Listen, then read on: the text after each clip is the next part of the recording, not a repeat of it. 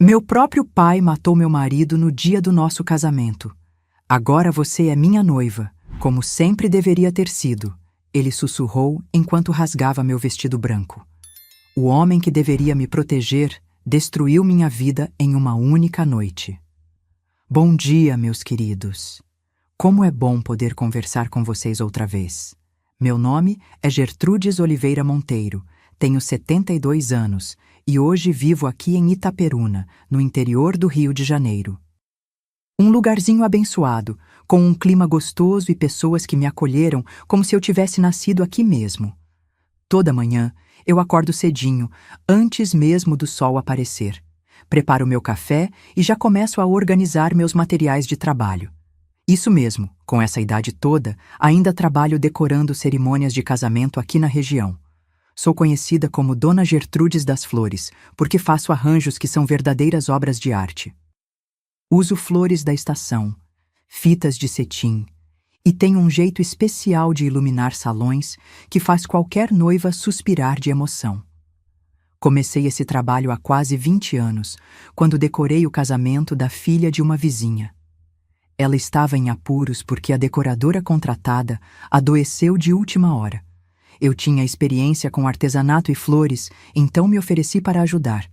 Foi um sucesso tão grande que logo começaram a me chamar para outros eventos. No início, era só para amigos e familiares, depois a palavra se espalhou, e hoje, mesmo com a idade avançada, ainda decoro pelo menos 2 casamentos por mês. Tem gente que estranha quando me vê chegando aos salões. Uma senhorinha de cabelos brancos carregando amostras de tecidos e catálogos de arranjos. Mas quando termino de transformar um espaço comum em algo mágico, todos entendem por que continuo sendo tão requisitada. Cada casamento que decoro é como uma forma de reescrever minha própria história, de dar a outras noivas a celebração perfeita que me foi roubada. Se vocês estão gostando de me ouvir, façam uma gentileza para essa vovó. Cliquem no botãozinho de gostei e se inscrevam no canal. Isso ajuda muito a levar nossas histórias para mais pessoas. E vocês, meus queridos que estão me assistindo agora, me contem aqui nos comentários. De qual cidadezinha vocês estão me ouvindo? E em que horinha do dia encontraram esse vídeo? De manhãzinha com o café, depois do almoço ou já de noitinha? Eu leio todos os comentários e adoro saber de onde vem o carinho de vocês. Me conta, viu? Vamos criar uma corrente de afeto. Enquanto preparo meus arranjos de flores, muitas vezes me pego pensando em como a vida dá voltas. Como uma história que começou com tanta dor pode se transformar em algo bonito. E é sobre essa história que quero conversar com vocês hoje. Sobre como perdi tudo em um único dia, mas encontrei forças para recomeçar e construir uma vida nova. Nasci em Guarapuava, no Paraná, em uma casa simples, mas arrumadinha, na parte mais afastada da cidade. Meu pai, Eustáquio Oliveira, trabalhava como marceneiro e era conhecido por fazer os móveis mais bonitos da região. Minha mãe, Zenaida, era costureira e fazia vestidos de noiva que eram verdadeiras obras de arte.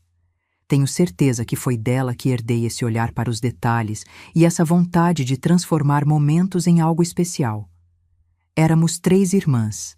Eu, a mais velha, depois vinha a Durvalina, que era 2 anos mais nova, e a caçulinha, Hortência, que nasceu quando eu já tinha 7 anos. Lembro da nossa casa como se fosse hoje. O chão de madeira que meu pai encerava todo domingo, o fogão a lenha que ficava aceso o dia inteiro no inverno, e o quintal grande onde brincávamos quando o tempo permitia. Tinha um pé de jabuticaba que era nossa alegria na primavera. A vida era simples naquela época.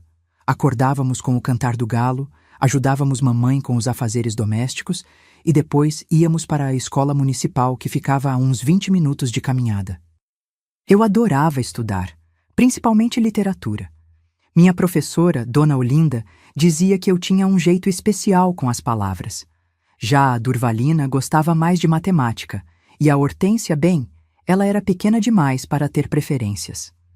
No fim da tarde, depois da escola, costumávamos ir para a oficina do papai ou ficar observando mamãe costurar. Ela me ensinou os primeiros pontos quando eu tinha uns 9 anos. Começamos com coisas simples, uma bainha, um remendo, mas logo eu já conseguia ajudar com os bordados dos vestidos de noiva. Mãozinha boa para coisa delicada, dizia minha mãe, orgulhosa. Aos domingos, íamos todos à missa na igreja matriz de Nossa Senhora do Belém. Era o evento social da semana. Depois da celebração, as famílias se reuniam na praça central para conversar e as crianças brincavam juntas. Foi assim que conheci minhas melhores amigas, a Ivonete, filha do padeiro, e a Normelia, que morava na fazenda próxima. Brincávamos de roda, de esconde-esconde, de casinha. Às vezes, quando chovia, ficávamos na varanda da casa de uma de nós, inventando histórias ou fazendo bonecas de pano. Mas nem tudo eram flores na nossa infância. Desde pequena, notei que meu pai tinha um jeito diferente comigo. Não era como com minhas irmãs. Ele estava sempre me observando, querendo saber onde eu estava, com quem conversava. No começo, achei que era só proteção por eu ser a mais velha. O olho direito do pai, ele dizia. Mas com o tempo, aquele olhar foi ficando mais pesado, mais possessivo. Lembro de uma vez, eu devia ter uns 10 anos, quando o filho do vizinho, o Arlindo, me deu uma flor que tinha colhido no caminho da escola. Coisa de criança, sabe? Mas quando cheguei em casa com aquela margarida simples na mão, meu pai ficou roxo de raiva. Quem te deu isso? Por que aceitou? Não quero você recebendo presentes de moleque nenhum. Ele arrancou a flor da minha mão e a esmagou debaixo do pé, na frente de todo mundo. Mamãe tentou acalmar a situação. Eustáquio, pelo amor de Deus, é só uma criança. Mas ele respondeu, com uma voz que me deu arrepios. Minha filha não vai andar por aí aceitando agrados de qualquer um. À medida que fui crescendo, as coisas foram ficando mais estranhas. Aos 12 anos, quando comecei a mudar de menina para mocinha, meu pai decidiu que eu não poderia mais brincar na rua com as outras crianças. Lugar de moça é dentro de casa, aprendendo a ser uma boa dona de lar, ele dizia. Enquanto minhas irmãs ainda tinham liberdade para correr e brincar, eu ficava ajudando mamãe com os vestidos de noiva. Às vezes, quando mamãe precisava sair para entregar alguma encomenda, papai inventava de fiscalizar meu trabalho. Ficava ali, parado, me observando costurar por horas. Você vai fazer o vestido mais bonito quando for a sua vez, ele dizia, com um brilho estranho no olhar. Mas tem que ser um homem que eu aprove, viu? Ninguém é bom o suficiente para minha princesa. Mamãe percebia que algo não estava certo. Às vezes, a pegava olhando para nós com preocupação. Uma vez ouvi ela discutindo com meu pai. Você trata a menina como se fosse sua propriedade, Eustáquio. Isso não é normal. Ele respondeu com frieza. Cuido do que é meu do jeito que acho melhor. A vida em Guarapuava tinha seu ritmo próprio. As estações passavam marcadas pelas festas tradicionais. A festa do Divino em maio, com suas bandeiras coloridas e doces típicos, a festa de São João em junho, com fogueira e quentão, e o Natal, quando a cidade inteira se enfeitava e o coral da igreja ensaiava canções que ecoavam pela praça nas noites de dezembro. Foi numa dessas festas juninas, eu com 12 anos, que percebi como meu pai me afastava das outras pessoas. Enquanto todos dançavam quadrilha ao redor da fogueira, comiam pinhão e se divertiam, ele me mantinha ao seu lado, como se tivesse medo de me perder de vista. Quando o filho do comerciante, um rapaz de 14 anos, me convidou inocentemente para dançar, meu pai se colocou entre nós. Minha filha não dança com ninguém. Naquela noite, chorei escondida embaixo das cobertas. Não entendia por que não podia ser como as outras meninas. Por que meu pai me tratava de forma tão diferente, até mesmo das minhas próprias irmãs? Era como se ele quisesse me guardar numa caixa de vidro, onde só ele pudesse me admirar. Foi nessa mesma época que comecei a sonhar em sair daquela casa, daquela cidade. Enquanto ajudava a mamãe a costurar os vestidos de noiva, imaginava-me usando um deles um dia, casando com um homem bom que me levaria para longe. Para mim, aqueles vestidos brancos não eram apenas tecido e linha, eram promessas de liberdade.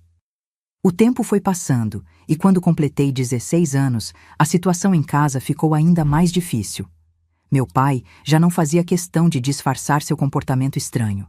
Proibiu-me de participar das festas da cidade, de conversar com rapazes, até mesmo de ir à missa sem ele. O mundo está cheio de lobos prontos para devorar uma ovelhinha como você, dizia, enquanto me olhava de um jeito que me causava calafrios. Foi nessa época que mamãe começou a me defender com mais firmeza. Eustáquio, você vai fazer a menina adoecer desse jeito.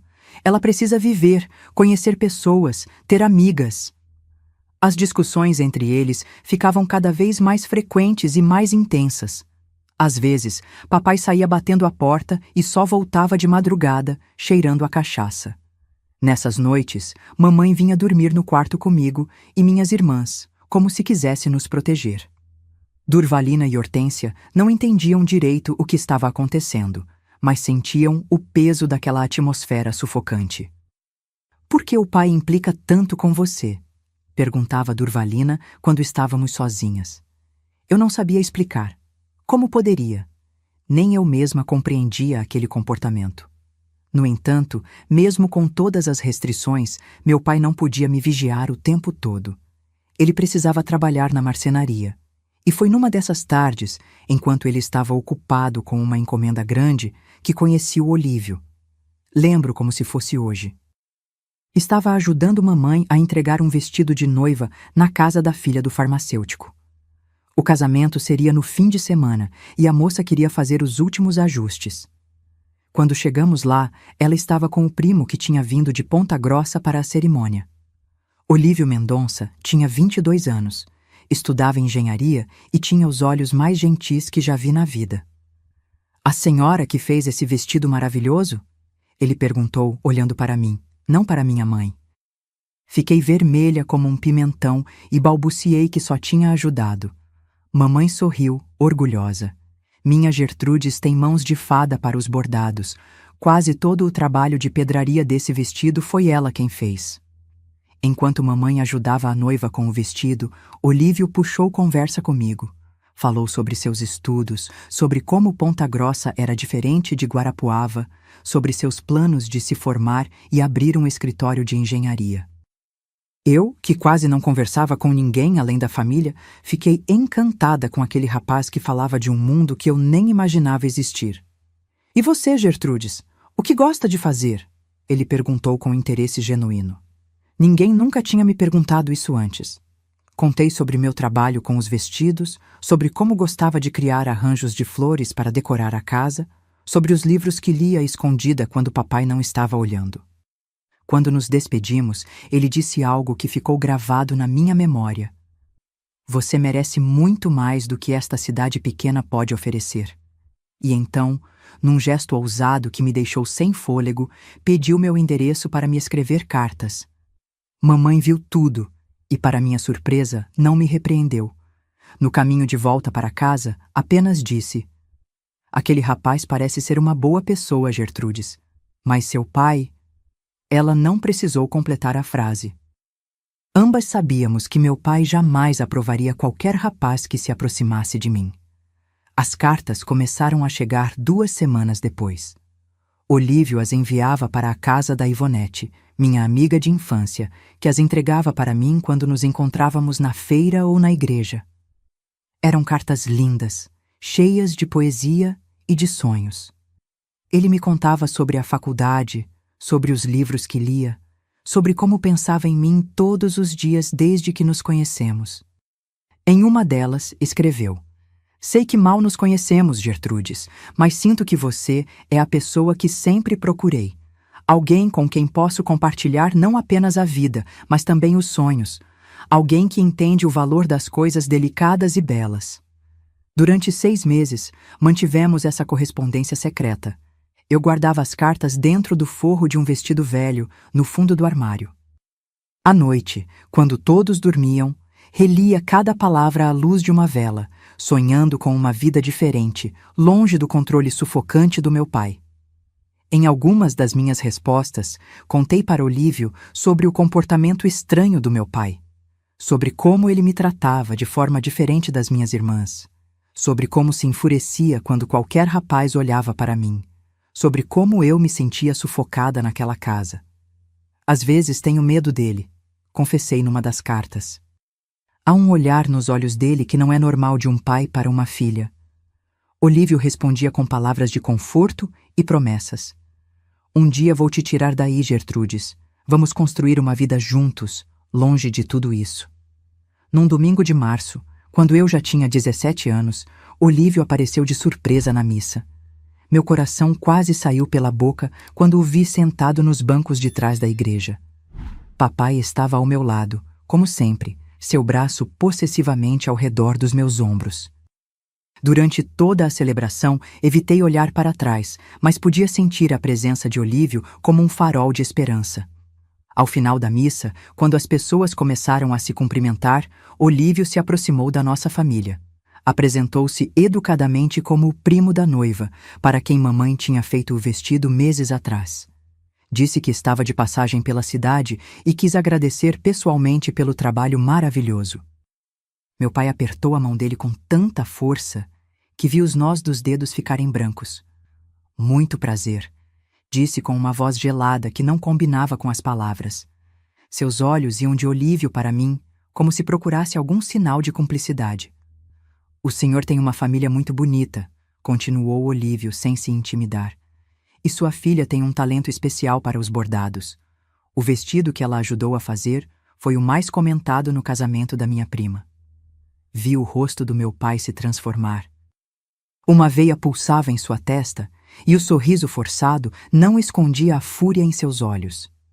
Minha filha não precisa de elogios de estranhos, disse entre dentes. Vamos, Gertrudes, sua mãe preparou o almoço. E me puxou pelo braço com tanta força que deixou marcas roxas na minha pele. Naquela tarde, o inferno se instalou em nossa casa. Assim que fechou a porta, meu pai explodiu. Quem é aquele sujeito? Como ele sabe tanto sobre você? Vocês estão se encontrando escondido? As perguntas saíam como balas de uma arma, uma atrás da outra, sem me dar tempo de responder. É só o primo da noiva, pai. Tentei explicar, minha voz tremendo. Eu o vi apenas uma vez, quando fui com a mamãe entregar o vestido. Mentira! Ele gritou, batendo o punho na mesa com tanta força que os pratos pularam. Vi como ele olhava para você. E como você evitava olhar para ele? Tem alguma coisa acontecendo e você vai me contar agora. Mamãe tentou intervir. Eustáquio, pelo amor de Deus, você está assustando a menina. Foi só um rapaz educado elogiando o trabalho dela. Mas ele já estava fora de si. Subiu as escadas em direção ao meu quarto, com mamãe e eu correndo atrás. Começou a revirar tudo: gavetas, armário, colchão. Foi quando encontrou as cartas, cuidadosamente escondidas no forro do vestido velho. O que aconteceu depois ainda me dá pesadelos. Ele leu algumas linhas da primeira carta e seu rosto ficou desfigurado pela raiva. Rasgou todas as cartas em pedaços pequenos, jogando-os no ar como uma chuva de papel. Então, virou-se para mim com um olhar que nunca vou esquecer. Você é minha filha, disse com uma voz baixa e perigosa. Nenhum homem vai tirar você de mim. Nenhum. Naquele momento, vi algo nos olhos dele que me gelou até a alma. Não era apenas raiva. Era possessão. Obsessão. Um sentimento doentio que um pai não deveria ter por uma filha. Eustáquio, chega! Minha mãe se colocou entre nós, pela primeira vez enfrentando-o diretamente. Você está doente. Isso não é normal. Se continuar assim, vou levar as meninas para a casa da minha irmã em Curitiba. Foi a primeira vez que vi meu pai bater em minha mãe. Um tapa tão forte que a jogou contra a parede. Minhas irmãs, assustadas com a gritaria, assistiam tudo da porta do quarto, chorando silenciosamente. Ninguém sai desta casa sem minha permissão, ele rosnou. E você, Gertrudes, está proibida de sair deste quarto até eu decidir o que fazer com você. Fiquei praticamente em cárcere privado por 2 semanas. Só podia sair para ir ao banheiro, sempre vigiada. As refeições eram trazidas ao quarto e meu pai tinha a chave que trancava a porta por fora. Mamãe conseguia às vezes ficar alguns minutos comigo, sempre com medo, sempre sussurrando para que ele não ouvisse. Vamos dar um jeito de sair daqui, ela prometia, acariciando meus cabelos. Isso não pode continuar assim. Foi durante esse período que ouvi meus pais discutindo no meio da noite. Mamãe ameaçava denunciá-lo às autoridades, ir embora com as filhas, procurar ajuda na igreja. Meu pai respondia sempre da mesma forma: tente alguma coisa e você vai se arrepender pelo resto da vida. Na terceira semana, quando eu já estava perdendo as esperanças, recebi uma mensagem de Olívio através de Durvalina. Minha irmã havia encontrado com ele secretamente após a escola, a pedido de Ivonete. O bilhete dizia apenas: não desista, vou te tirar daí, confie em mim. Aquele pequeno pedaço de papel me deu forças para aguentar os dias que se seguiram. A esperança de uma vida longe daquela casa, longe do meu pai, era a única coisa que me mantinha sã. Um mês depois do incidente na igreja, meu pai finalmente me permitiu sair do quarto, mas com condições. Eu não poderia mais ajudar mamãe com os vestidos de noiva, não poderia ir à feira ou à igreja sem ele, e teria que abandonar a escola. A única coisa que você precisa aprender é a ser uma boa filha, ele disse, com aquele olhar perturbador que tinha se tornado sua marca. Foi nessa época que ouvi pela primeira vez meus pais falando sobre me mandar para um convento. Ela estará segura lá, dizia meu pai, longe de homens que só querem se aproveitar. O que ele realmente queria dizer era: longe de qualquer possibilidade de eu construir minha própria vida. Os meses que se seguiram foram um pesadelo. Meu pai parecia obcecado com a ideia de me manter isolada do mundo. Proibiu completamente minhas saídas de casa, exceto para a missa dominical, onde me segurava pelo braço o tempo todo, como se eu fosse fugir a qualquer momento. E talvez eu tentasse mesmo, se tivesse para onde ir. A mudança mais assustadora, porém, foi em seu comportamento quando estávamos sozinhos. Começou a fazer comentários que me deixavam profundamente desconfortável. Nenhum homem vai te amar como eu, Gertrudes, dizia ele, acariciando meu rosto de um jeito que fazia meu estômago revirar. Você é especial demais para qualquer um desses rapazes da cidade. Certa noite, acordei com ele sentado na beira da minha cama, apenas me observando no escuro. Quando perguntei o que estava fazendo, respondeu com uma voz estranha: só verificando se minha princesa está segura. O jeito como disse minha princesa me causou um medo tão profundo que não consegui voltar a dormir. Mamãe percebia tudo. Via os olhares, ouvia os comentários, notava como ele criava situações para ficar sozinho comigo. Numa tarde, enquanto papai estava na marcenaria, ela entrou no meu quarto com os olhos vermelhos de tanto chorar. Minha filha, disse ela, segurando minhas mãos com força, isso não pode continuar. Seu pai tem algo errado com ele. O jeito como ele olha para você não é normal, não é o olhar de um pai para uma filha. Chorei nos braços dela, finalmente podendo compartilhar o medo que me consumia por dentro. Mamãe, às vezes acho que ele vai fazer algo terrível. Tenho medo de dormir. Tenho medo quando ele chega perto de mim. Naquela mesma noite, ouvi meus pais tendo a pior discussão até então. Mamãe o confrontou diretamente. Sei o que está acontecendo na sua cabeça doentia, Eustáquio. Vi como você olha para ela, como toca nela. Isso é um pecado mortal, uma abominação. Se você tocar nela, juro por Deus que te denuncio às autoridades, não importa o que aconteça comigo. A resposta dele foi um silêncio, seguido por um riso baixo que me gelou a alma. Você não tem provas de nada, Zenaida, e ninguém acreditaria em você. Sou um homem respeitado nesta cidade. Você é apenas uma mulher histérica. No dia seguinte, mamãe me chamou para o quarto dela enquanto papai trabalhava. Precisamos fugir, disse ela, a voz trêmula, mas determinada. Vou mandar uma carta para minha irmã em Curitiba. Ela pode nos abrigar por um tempo, até conseguirmos nos estabelecer. Levaremos suas irmãs também, é claro. Por 2 semanas, planejamos nossa fuga em segredo. Juntamos o pouco dinheiro que mamãe conseguia esconder das entregas de vestidos, separamos algumas roupas e pertences que poderíamos carregar sem levantar suspeitas. Mamãe enviou uma carta à sua irmã, tia Olívia, pedindo ajuda urgente, sem entrar em detalhes, mas deixando claro que era uma situação de vida ou morte. A resposta chegou uma semana depois. Venham, a casa está aberta para vocês. Era tudo o que precisávamos saber. Marcamos nossa fuga para uma segunda-feira, dia em que papai sempre ia à cidade vizinha buscar materiais para a marcenaria. Seria nossa única chance de sair sem que ele percebesse imediatamente. Planejamos pegar o ônibus das 10 horas para Curitiba, que passava a cerca de 1 quilômetro da nossa casa. Mas na véspera da fuga, algo inesperado aconteceu. Olívio apareceu em nossa porta, acompanhado por um homem mais velho que se apresentou como Dr. Gumercindo, advogado de Ponta Grossa.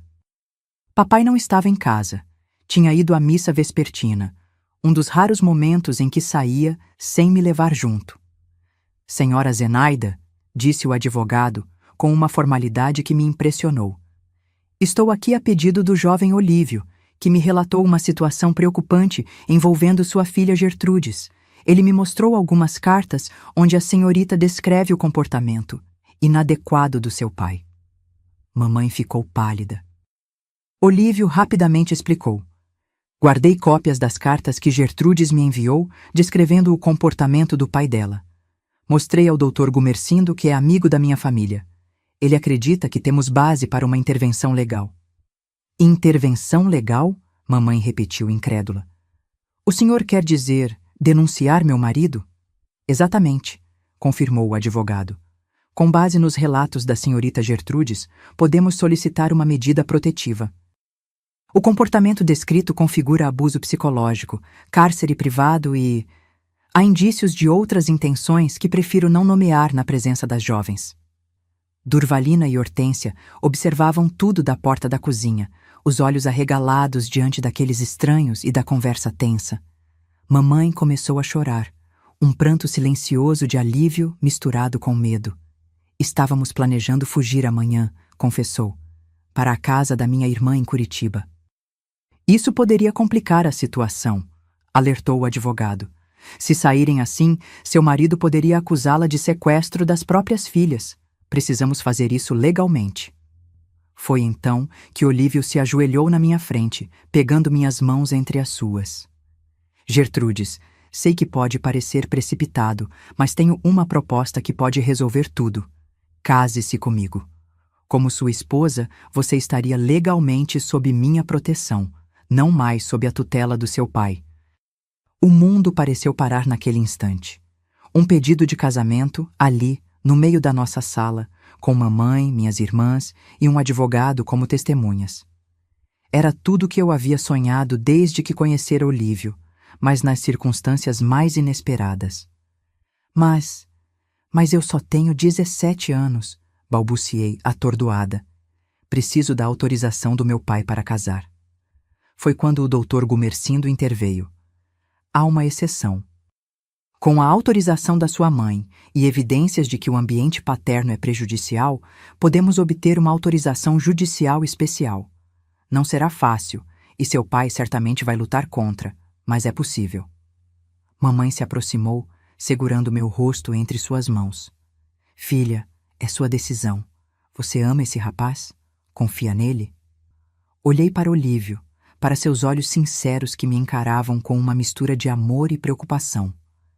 Pensei em todas as cartas trocadas, nas promessas de uma vida melhor, longe daquela casa sufocante. Sim, mamãe, amo e confio. As semanas seguintes foram um turbilhão.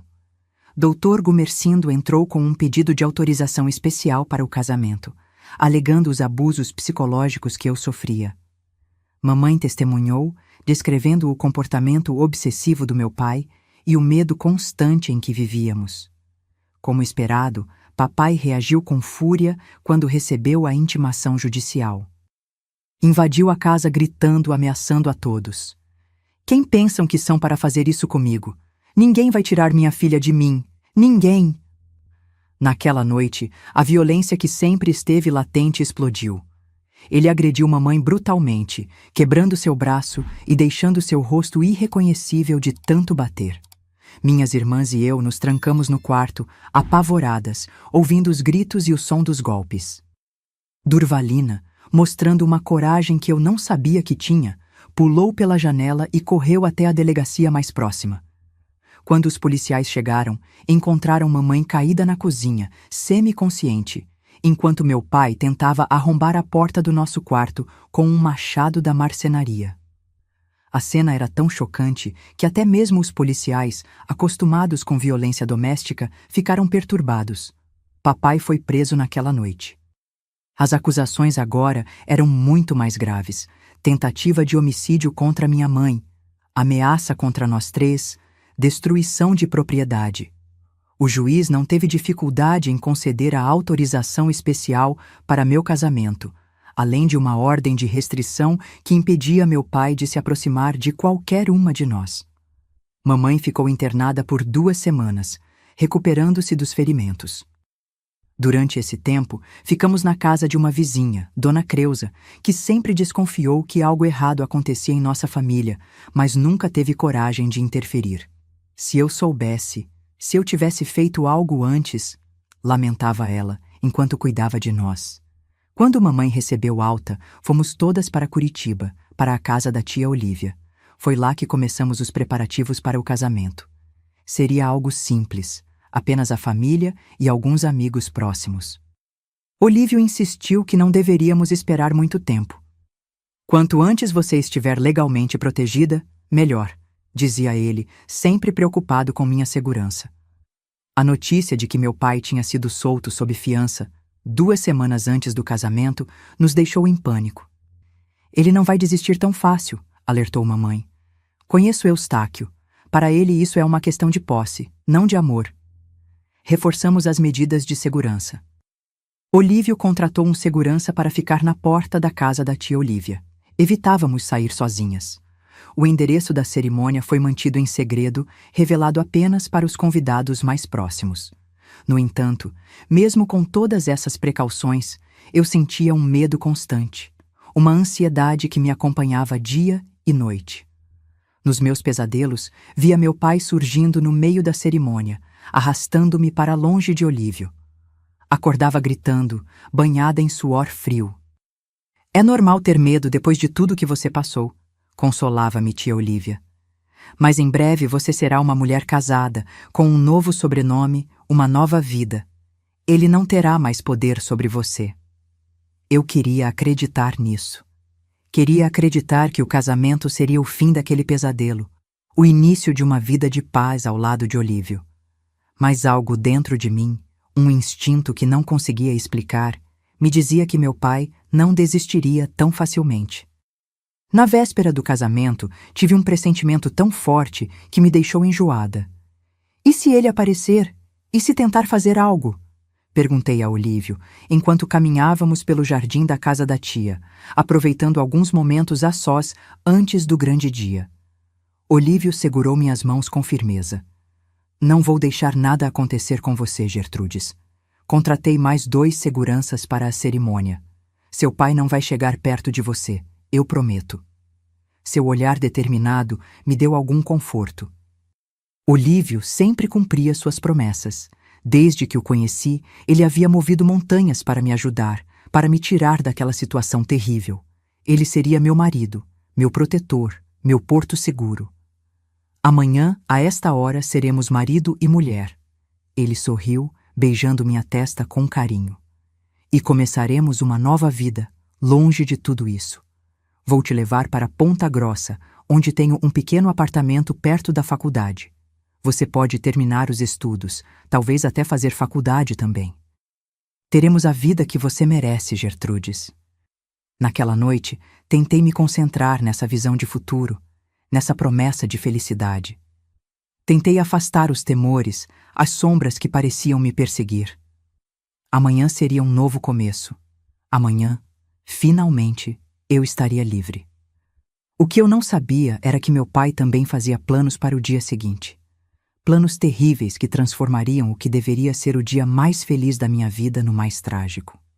O dia do meu casamento amanheceu com um céu azul perfeito, como se Deus tivesse limpado as nuvens especialmente para nós. Acordei na casa da tia Olívia com um misto de ansiedade e esperança. Minhas mãos tremiam enquanto mamãe e tia ajudavam a me arrumar. Você está linda, minha filha, disse mamãe, ainda com marcas roxas no rosto, mas com um sorriso que não via há anos. Ela ajustou o véu sobre meus cabelos e segurou minhas mãos. Hoje começa sua vida de verdade. O vestido era simples, mas delicado. Mamãe tinha conseguido terminar de costurá-lo mesmo com o braço engessado. Não era o vestido dos meus sonhos, feito com tempo e capricho, mas carregava todo o amor e esperança que depositávamos naquele dia. A cerimônia seria às 14h, numa pequena capela nos arredores de Curitiba. Por questões de segurança, apenas 30 pessoas foram convidadas. Família próxima de Olívio, alguns amigos da faculdade, minha mãe, minhas irmãs e tia Olívia. O doutor Gumercindo seria uma das testemunhas. Saímos de casa escoltados por um dos seguranças contratados por Olívio. No carro, tentei me concentrar na felicidade que me aguardava, mas não conseguia afastar aquela sensação opressiva no peito, como se algo terrível estivesse prestes a acontecer. "Está tudo bem, minha filha?" perguntou mamãe, notando minha inquietação. "Tenho medo, mamãe", confessei. "Medo de que ele apareça, de que estrague tudo." Ela apertou minha mão com força. "Os seguranças estão de olho. A polícia foi avisada. Ele não vai chegar perto de você. Hoje é seu dia, Gertrudes. Não deixe que o medo dele continue controlando sua vida." Quando chegamos à capela, fiquei aliviada ao ver que tudo parecia tranquilo. O segurança verificou o perímetro e deu sinal verde. Dentro, Olívio me esperava no altar, elegante em seu terno azul marinho, o rosto iluminado por um sorriso ao me ver entrar. A cerimônia foi simples e emocionante. Quando o padre perguntou se alguém se opunha à união, senti meu coração parar por um segundo, temendo ouvir a voz do meu pai. Mas o silêncio que se seguiu foi o mais doce som que já ouvi. "Eu vos declaro marido e mulher", anunciou o padre, e finalmente pude respirar. Estava feito. Legalmente, eu não pertencia mais ao meu pai. Era a esposa de Olívio Mendonça, uma mulher casada, livre daquele pesadelo. A pequena recepção aconteceria num salão adjacente à capela. Nada grandioso. Um buffet simples, algumas mesas decoradas com flores brancas, uma pequena pista de dança. Mamãe tinha insistido que tivéssemos pelo menos essa celebração. "Depois de tudo que passamos, merecemos um pouco de alegria", ela disse. Foi durante a recepção, quando eu finalmente começava a relaxar, que tudo desmoronou. Olívio estava conversando com seus pais perto da mesa de bebidas quando um homem se aproximou dele. De onde eu estava, não consegui ver quem era. Apenas notei que Olívio pareceu surpreso, mas não alarmado. "Deve ser algum convidado atrasado", comentou Durvalina, que estava ao meu lado. O homem disse algo para Olívio, que assentiu e o seguiu para fora do salão. Lembro-me de ter pensado que era estranho, mas não suspeitei de nada grave. Talvez fosse apenas alguém da capela querendo falar sobre algum detalhe burocrático. 10 minutos se passaram. Depois, 15. Comecei a ficar inquieta. "Onde está Olívio?" perguntei à mãe dele, Dona Zenaide. "Achei que estivesse com você", ela respondeu, franzindo a testa. "Não o vejo há algum tempo." Foi quando o pânico começou a se instalar. Pedi a um dos primos de Olívio que fosse procurá-lo. Ele voltou 5 minutos depois, pálido como cera. Acho que você precisa vir comigo", disse ele, a voz tremendo. Segui-o para fora do salão, para um pequeno jardim nos fundos da capela. O que vi ali ficará gravado na minha memória para sempre. Olívio estava caído na grama, uma poça de sangue se espalhando sob seu corpo. Ao seu lado, de pé, com uma faca ensanguentada na mão, estava meu pai. Um grito escapou da minha garganta. Um som primitivo, animalesco, que nem parecia humano. Corri para Olívio, caindo de joelhos ao seu lado. Seus olhos estavam abertos, fixos no céu, sem vida. A faca tinha atravessado seu coração. "Ele não era bom o suficiente para você", disse meu pai com uma calma assustadora. "Ninguém é. Só eu sei o que é melhor para minha princesa." Levantei os olhos para ele, incapaz de processar o horror do que estava acontecendo. Como ele tinha conseguido entrar? Onde estavam os seguranças? Por que Olívio tinha saído sozinho com ele? O que você fez? Consegui balbuciar, meus dedos tentando inutilmente estancar o sangue que já não pulsava do peito de Olívio. O que você fez? O que precisava ser feito, respondeu ele, dando um passo em minha direção. Agora vamos para casa, Gertrudes. Esse circo acabou. O primo de Olívio, que tinha me trazido até ali, saiu correndo para buscar ajuda. Fiquei sozinha com meu pai e o corpo do meu marido, paralisada pelo terror. Não vou a lugar nenhum com você, consegui dizer, a voz embargada pelo choro e pela raiva. Você é um monstro! Um monstro! Algo mudou no olhar dele. O verniz de calma se quebrou, revelando a loucura por trás. Você é minha! Rugiu ele, agarrando meu braço com força. Sempre foi e sempre será. Tentei me soltar, mas ele era muito mais forte. Começou a me arrastar para longe do corpo de Olívio, em direção a um portão lateral que dava para a rua. Eu gritava, debatia-me, cravava as unhas em seu braço, mas nada o detinha. Vamos fazer nosso próprio casamento, ele sussurrou em meu ouvido enquanto me puxava. Um casamento de verdade, não essa farsa. Foi quando entendi completamente o horror da situação. As insinuações, os olhares, o ciúme doentio, tudo apontava para algo que minha mente se recusava a processar. Meu próprio pai me via não como filha, mas como... Não consigo nem dizer a palavra. É repulsivo demais. Quando chegamos a um pequeno depósito nos fundos da capela, ele me empurrou para dentro e trancou a porta. O espaço era apertado, escuro, cheio de materiais de limpeza e cadeiras empilhadas. O cheiro de mofo e produtos químicos era sufocante. Você está tão linda nesse vestido, disse ele, aproximando-se como um predador. Sempre soube que seria a noiva mais bonita do mundo. Papai, por favor, implorei, recuando até sentir a parede fria nas minhas costas. Isso é errado. Sou sua filha. Você é minha, corrigiu ele, a voz baixa e perigosa. Só minha. Aquele rapaz não te merecia. Ninguém te merece. Só eu. Quando ele tocou meu rosto, senti uma onda de náusea tão forte que quase desmaiei. Suas mãos desceram para meus ombros, depois para os botões nas costas do meu vestido. Vou te mostrar o que é um homem de verdade, murmurou. Em um último impulso desesperado, agarrei uma garrafa de produto de limpeza da prateleira ao meu lado e a quebrei contra sua cabeça. O vidro se estilhaçou e ele cambaleou para trás, atordoado, sangue escorrendo de um corte na testa. Aproveitei aquele momento para correr até a porta, mas estava trancada. Comecei a gritar, a bater na madeira com toda a força que tinha. Socorro! Alguém me ajude! Ele matou meu marido! Vai me matar também! Ouvi passos do outro lado, vozes alarmadas, alguém tentando abrir a porta. Mas antes que pudessem chegar até mim, meu pai se recuperou do golpe. Com um rugido animalesco, jogou-se sobre mim, derrubando-me no chão. Senti seu peso sobre meu corpo, suas mãos rasgando o tecido delicado do meu vestido de noiva. Agora você é minha noiva, ele sussurrou, o hálito quente e repulsivo contra meu rosto. Como sempre deveria ter sido. Lutei com todas as minhas forças, arranhando, mordendo, gritando. Mas ele era muito mais forte. Quando pensei que tudo estava perdido, que o pior iria acontecer, a porta finalmente cedeu. 3 homens invadiram o depósito, o primo de Olívio, um dos seguranças e o Dr. Gumercindo. Num instante, arrancaram meu pai de cima de mim. Houve uma luta breve e violenta. Meu pai ainda segurava a faca ensanguentada e conseguiu ferir o segurança no braço antes de ser finalmente dominado.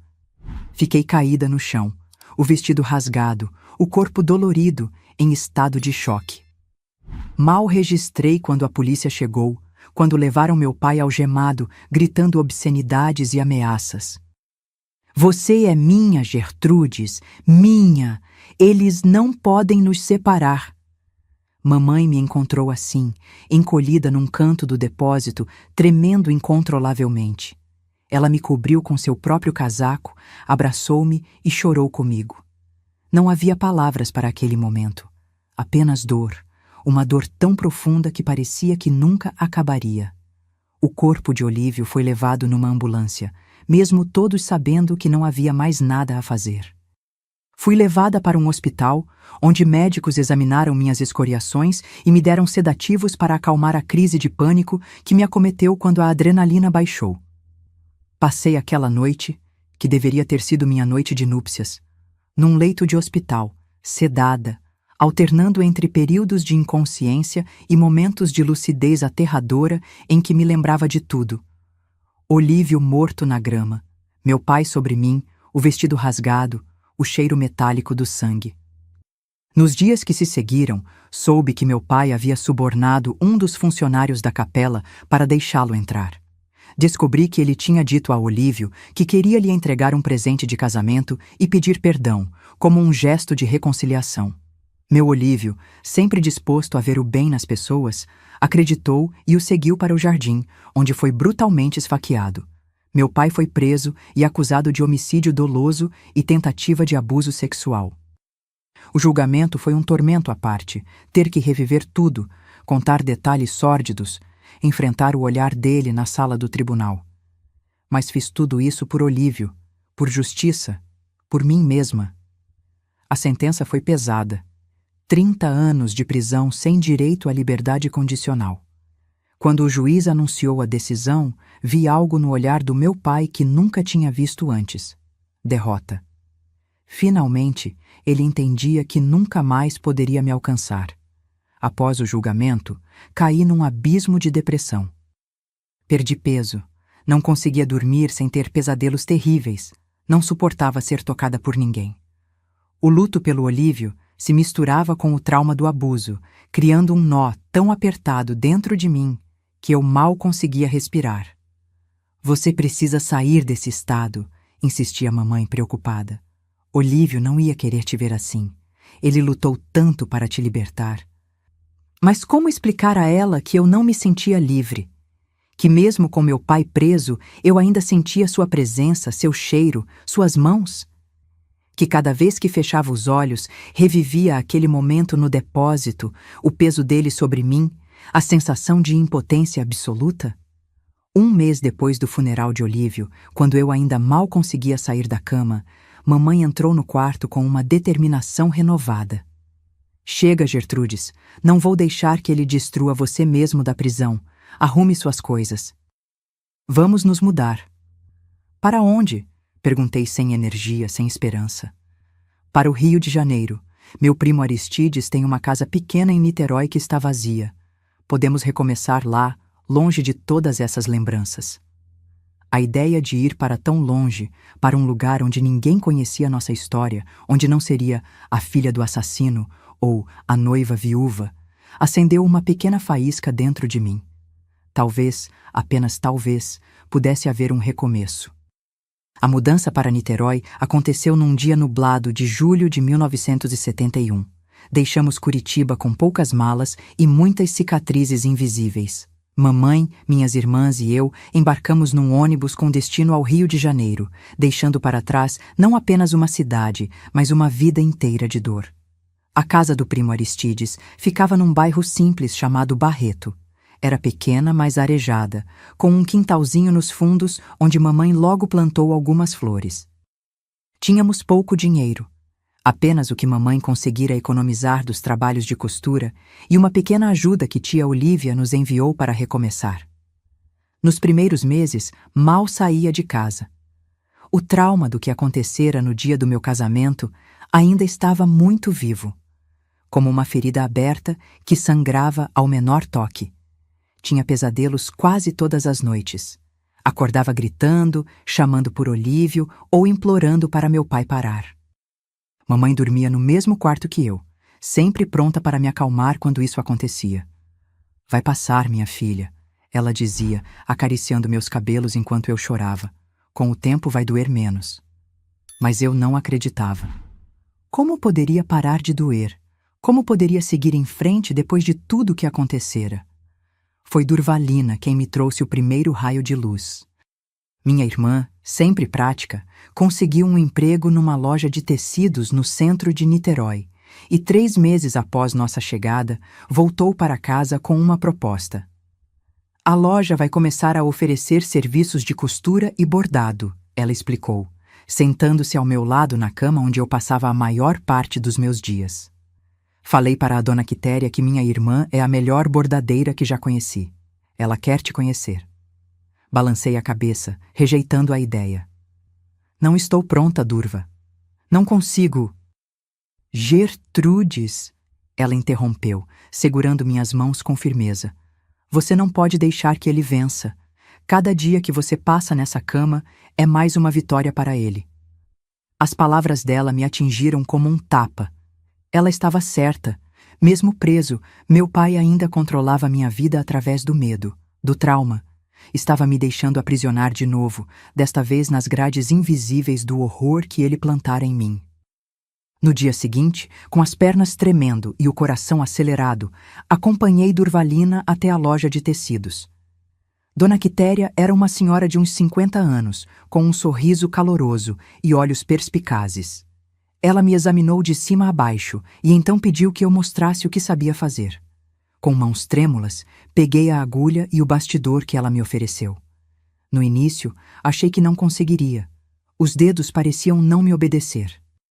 Mas então, à medida que o bordado tomava forma, algo estranho aconteceu. O movimento repetitivo da agulha, a concentração necessária para criar o desenho, tudo isso parecia acalmar minha mente atormentada.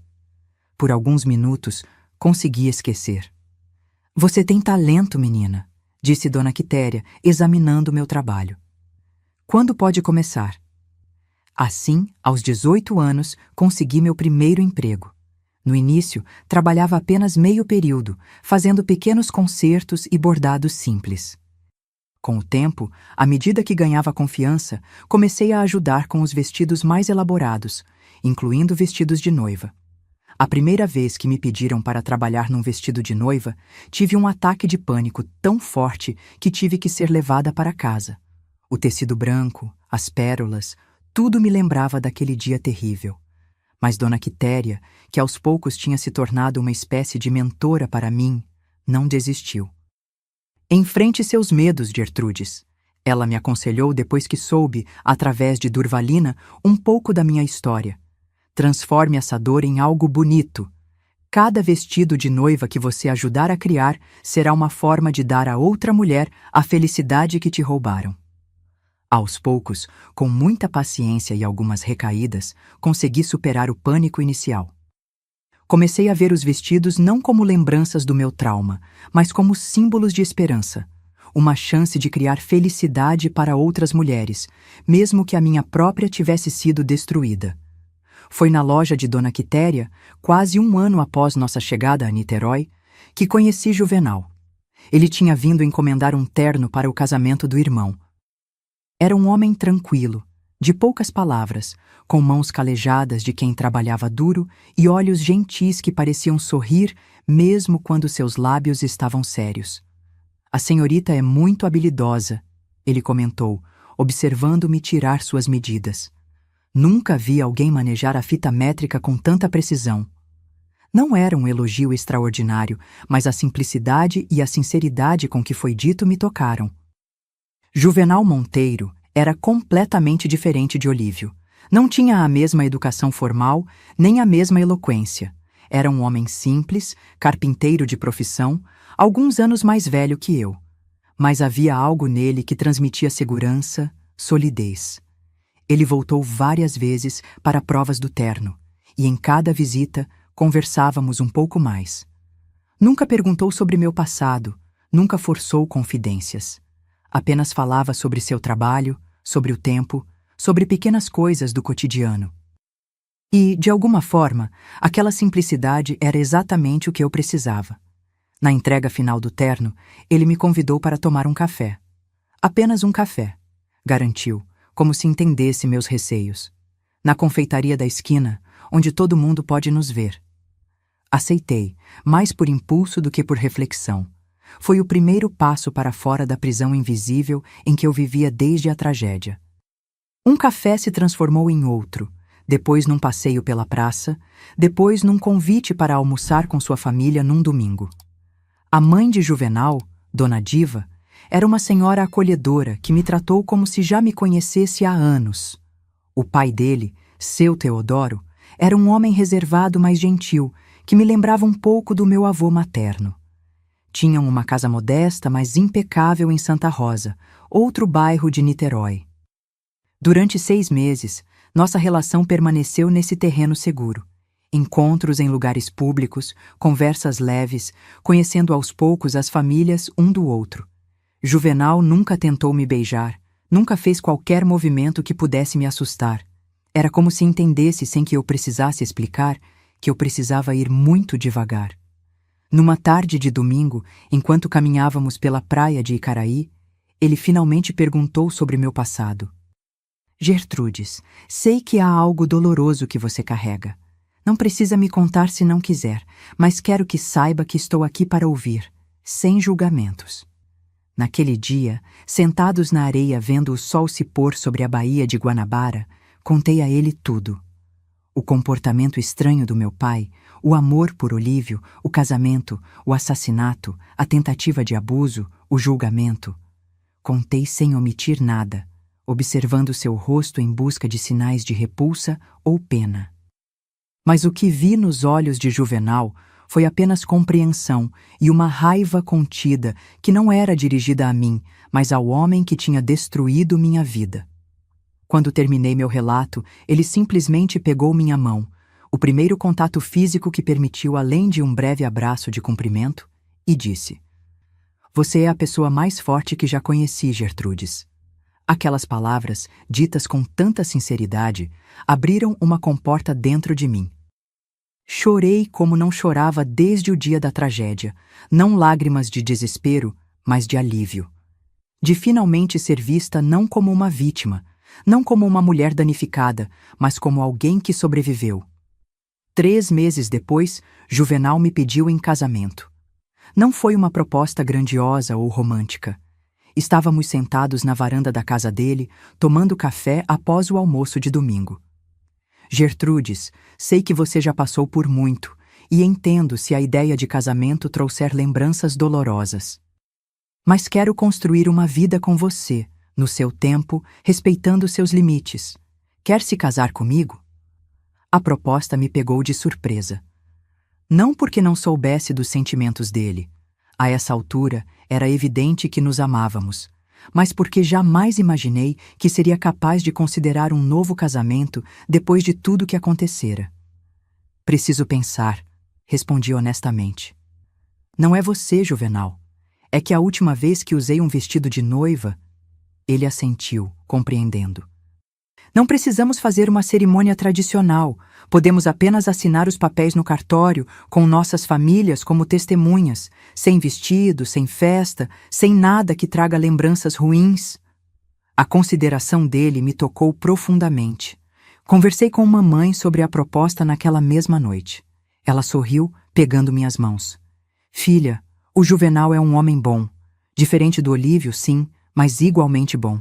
E você merece essa segunda chance. Mas e se acontecer de novo? Perguntei, dando voz ao meu maior medo. E se meu pai conseguir sair da prisão de alguma forma? E se ele vier atrás de mim outra vez? Seu pai vai ficar preso por décadas, garantiu mamãe. E mesmo que tente algo, não estamos mais sozinhas e desamparadas como antes. Temos amigos aqui, pessoas que se importam conosco. O Juvenal, a família dele. Não podemos viver com medo para sempre, Gertrudes. 1 semana depois, dei minha resposta a Juvenal. Sim, quero me casar com você, mas realmente prefiro algo simples, sem cerimônia. Como prometido, nosso casamento foi apenas uma formalidade no cartório de Niterói, em março de 1973.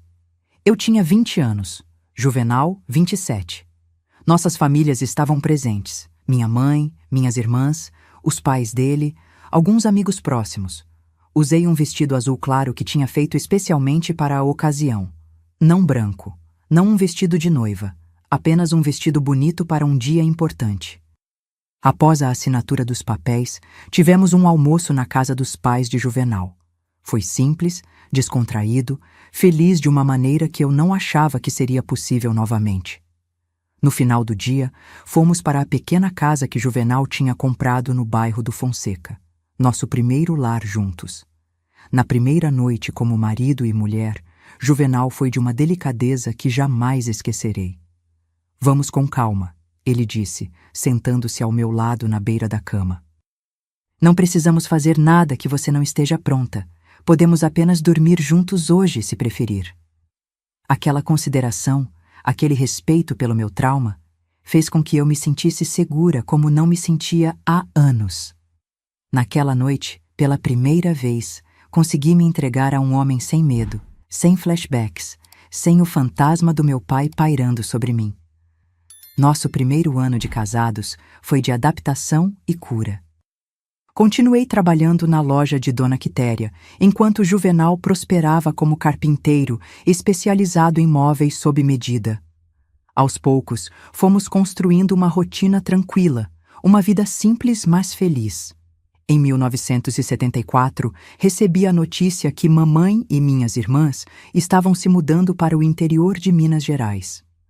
Durvalina tinha conhecido um rapaz de Juiz de Fora e decidira se casar. Mamãe e Hortência iriam com ela. A notícia me entristeceu.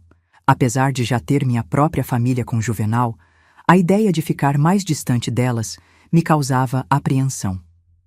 "Você está segura agora, filha", garantiu mamãe antes de partir. "Tem um bom marido, uma vida estável. Não precisa mais de mim para te proteger." Ela estava certa, é claro. Eu estava segura com Juvenal. Mas ainda assim, quando o ônibus partiu levando minha mãe e minhas irmãs, senti como se um capítulo importante da minha vida estivesse se fechando.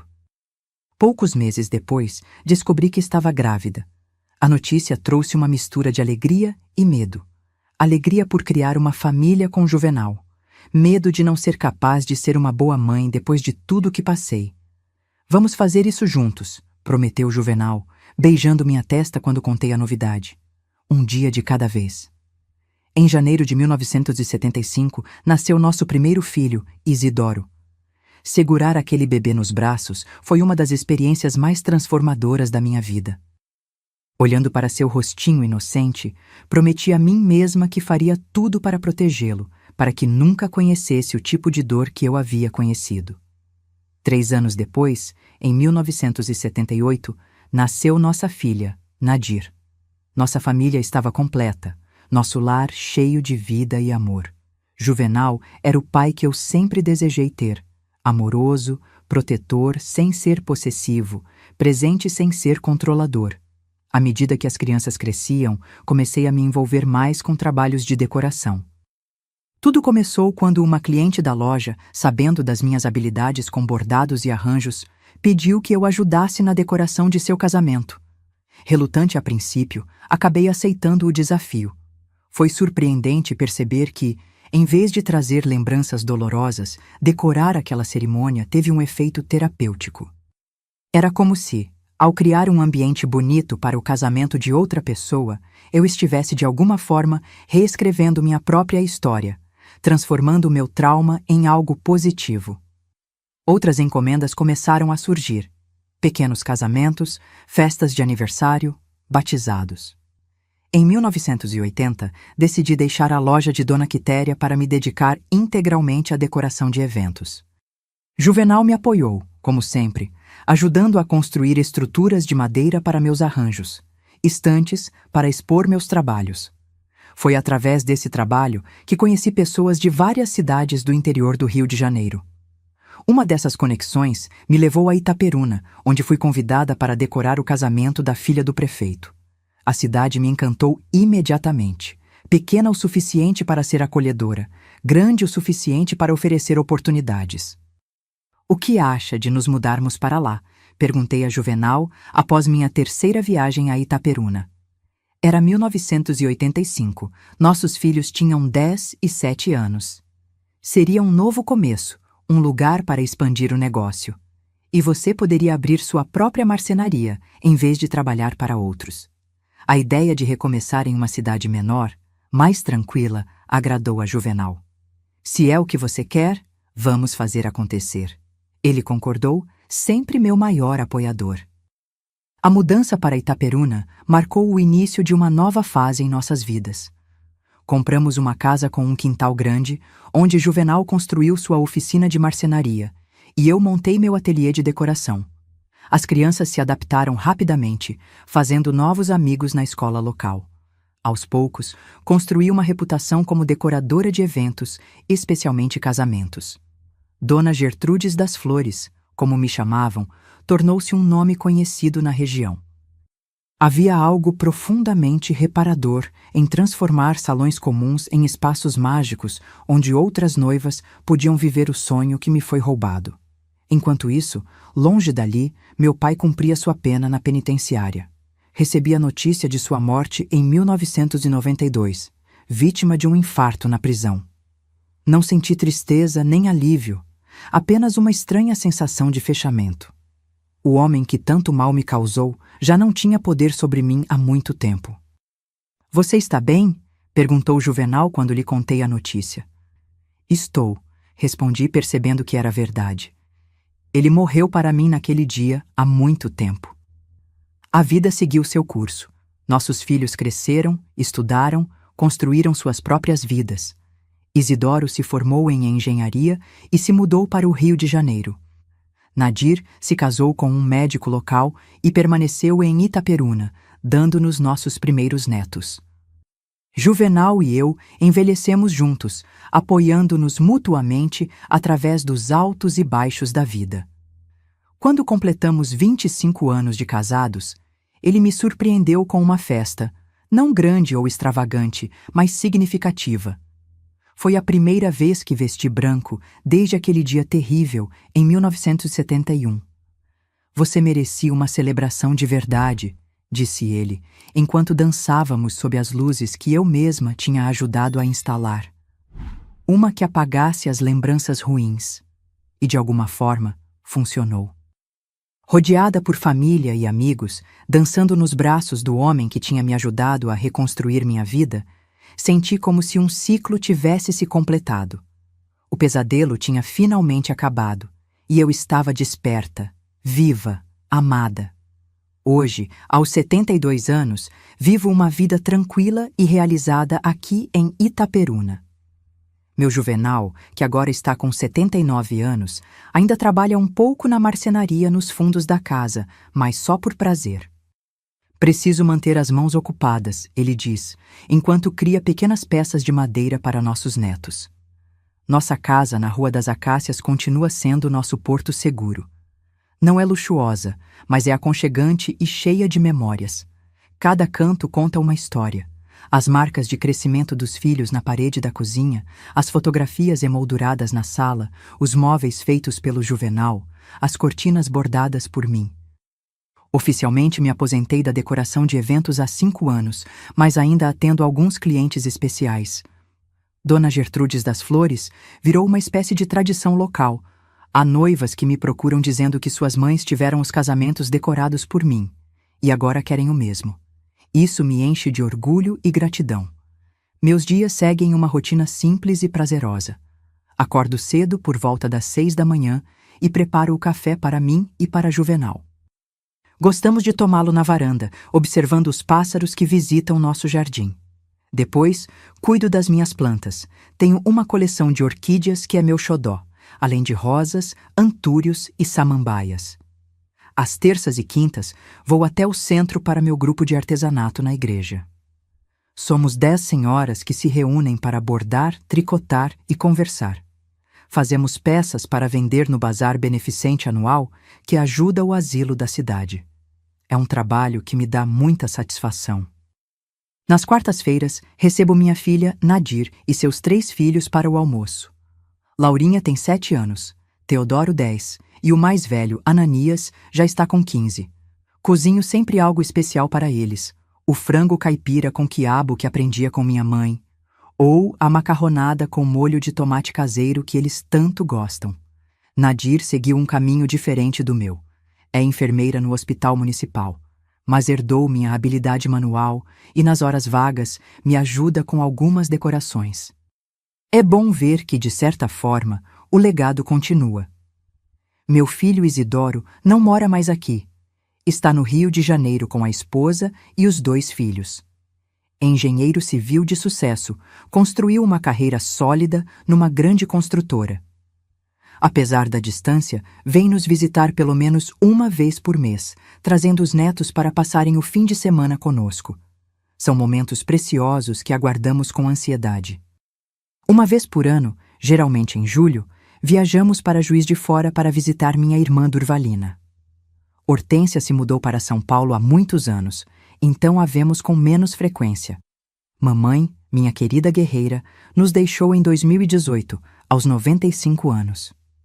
Partiu tranquila, em seu sono, depois de uma vida longa e, felizmente, com muito mais alegrias do que tristezas em seus últimos anos. Aos domingos, nossa casa se enche de vida. É dia de churrasco no quintal, com Juvenal como mestre churrasqueiro. Vêm os filhos, os netos, alguns amigos próximos. A mesa grande que Juvenal construiu especialmente para essas ocasiões fica coberta de travessas, arroz, saladas, farofa, vinagrete e, claro, a carne suculenta que ele prepara com tanto carinho. Depois do almoço, enquanto os homens conversam sobre futebol e política, eu e as mulheres tomamos café na varanda, trocando receitas e notícias. As crianças brincam no quintal, correndo entre as árvores frutíferas que plantamos ao longo dos anos. É uma cena que sempre me emociona, ver a família reunida, segura, feliz. À noite, quando todos já foram embora e a casa volta ao silêncio, Juvenal e eu nos sentamos na varanda para ver o céu estrelado. Às vezes conversamos sobre o passado, sobre os planos para o futuro, sobre os filhos e netos. Outras vezes, apenas ficamos em silêncio, apreciando a companhia um do outro, as mãos entrelaçadas como tem estado por mais de 50 anos. Nosso último aniversário de casamento, o de bodas de ouro, foi uma celebração emocionante. Os filhos organizaram uma festa surpresa no salão paroquial, decorado com as flores que sempre usei em meus trabalhos: rosas brancas, astromélias e gipsófilas. Vieram amigos de toda a região, familiares distantes, casais cujas cerimônias decorei ao longo de décadas. Durante a festa, Juvenal me levou ao centro do salão para uma dança. Ao som de Fascinação, a mesma música que tocou em nossa celebração de 25 anos de casados, ele sussurrou em meu ouvido: "Você me fascina mais a cada dia, Gertrudes. Obrigado por esses 50 anos." Chorei, é claro, não de tristeza, mas de gratidão profunda. Olhando ao redor, para as pessoas que nos cercavam com sorrisos e lágrimas nos olhos, percebi a riqueza que construímos juntos. Não uma riqueza material, mas de afetos, de laços, de momentos. Em alguns momentos, ainda me pego pensando no que poderia ter sido. Como teria sido minha vida com Olívio, se meu pai não tivesse destruído tudo naquele dia fatídico? Mas não me permito ficar nesses pensamentos por muito tempo. Aprendi que olhar demais para trás pode nos impedir de ver as bênçãos do presente. Juvenal foi meu salvador, meu porto seguro, meu companheiro de vida. Diferente de Olívio em muitos aspectos, mas igualmente especial. Com ele, reconstruí não apenas minha vida, mas também minha capacidade de confiar, de amar, de sonhar. Nossa história não foi sempre fácil, é claro. Tivemos nossos altos e baixos, como qualquer casal. Houve momentos difíceis, problemas financeiros quando a inflação disparou nos anos 80, a fase rebelde de Isidoro na adolescência, meu período de depressão após a menopausa. Mas enfrentamos tudo juntos, um apoiando o outro, encontrando força na união que construímos. O trabalho com decoração de casamentos foi uma parte importante da minha cura. Cada cerimônia que decorei era como uma pequena vitória sobre meu passado traumático. Transformar espaços comuns em cenários de sonho para outras noivas me permitiu ressignificar minhas próprias memórias dolorosas. Comecei com arranjos simples, usando flores do meu próprio jardim. Com o tempo, fui aprendendo técnicas mais sofisticadas experimentando novos materiais, criando um estilo próprio que misturava o rústico com o elegante. As noivas de Itaperuna e região passaram a me procurar não apenas pela qualidade do trabalho, mas pela sensibilidade que eu colocava em cada detalhe. "A senhora entende o que significa esse dia para nós", diziam elas muitas vezes, e eu entendia mesmo, talvez mais profundamente do que elas podiam imaginar. Nunca contei minha história completa para as clientes, é claro. Apenas para pouquíssimas pessoas ao longo da vida. Juvenal, é claro. Dona Quitéria, que foi como uma segunda mãe para mim. E mais tarde, meus filhos, quando tiveram idade suficiente para compreender. Não por vergonha, mas porque preferi construir uma narrativa de superação, não de vitimização. Hoje, quando olho para trás, vejo uma jornada de resiliência. Do horror daquele dia, em 1971, até esta tarde tranquila em minha varanda em Itaperuna, percorri um longo caminho de cura. Não foi fácil, não foi rápido, mas foi possível. Os pesadelos que me atormentavam quase todas as noites foram ficando mais raros com o passar dos anos. O medo paralisante que sentia ao ver um homem que lembrasse remotamente meu pai foi se dissolvendo. As cicatrizes emocionais, embora nunca desapareçam completamente, foram se tornando menos dolorosas. Muito dessa cura veio do amor, o amor paciente e respeitoso de Juvenal, o amor incondicional pelos meus filhos, o amor pela vida que, apesar de tudo, insistiu em florescer dentro de mim. Mas também veio do trabalho, da fé, da comunidade que me acolheu, das pequenas alegrias cotidianas que fui aprendendo a valorizar. Aprendi que a vida não é definida pelos nossos traumas, mas pela forma como respondemos a eles. Que é possível construir beleza a partir da dor, que é possível encontrar propósito mesmo nas experiências mais devastadoras. E é isso que faço todos os dias, aqui em Itaperuna. Vivo cada momento com gratidão, abraço cada alegria com intensidade, enfrento cada desafio com a força que descobri ter. Não sou mais aquela menina aterrorizada de Guarapuava, nem a jovem viúva traumatizada de Curitiba. Sou Gertrudes Oliveira Monteiro, 72 anos, esposa, mãe, avó, decoradora aposentada, uma mulher que aprendeu que a maior vingança contra quem tenta nos destruir é viver uma vida plena e feliz. Meus queridos, cheguei ao fim dessa história que guardei por tanto tempo. Não é fácil revirar feridas antigas, mas às vezes é preciso para que elas cicatrizem de vez. Aprendi que nossas rugas são mapas de sobrevivência, cada uma conta uma história de dor superada. Olho para minhas mãos hoje, enrugadas pelo tempo, e vejo nelas força, não fraqueza. Estas mãos que tremiam de medo um dia, agora criam beleza para celebrações de amor. O que meu pai não entendeu é que amor verdadeiro não prende, liberta. Juvenal me mostrou isso todos os dias, respeitando meu tempo, meus medos, minhas cicatrizes. Descobri que minha voz, mesmo trêmula, tem poder quando decido usá-la. Se você está presa numa gaiola como eu estive, lembre-se, as grades mais difíceis de quebrar são as invisíveis, aquelas que construímos dentro de nós. Minha experiência me ensinou que nossa história não termina nos capítulos dolorosos. Sabe o que me ajudou? Transformar dor em propósito.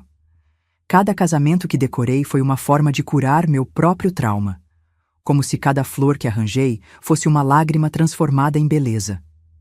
Aos 72 anos, carrego cicatrizes, sim. Mas também carrego vitórias, amores, risos de netos, 50 anos ao lado de um homem bom. Aprendi que sobreviver é uma forma de resistência e viver bem é a melhor vingança. Agora, quero pedir algo diferente. Se esta história tocou seu coração, comente apenas a palavra vestido. Só quem ouviu até aqui vai entender. Este será nosso segredo, nossa forma de dizer que algumas manchas podem ser transformadas em bordados. Aproveita e se inscreva no canal e curta o vídeo, isso ajuda muito. Que vestidos rasgados podem ser recosturados em novas histórias. Obrigada por me ouvirem, queridos. Esta vovó segue bordando sua história, um ponto de cada vez.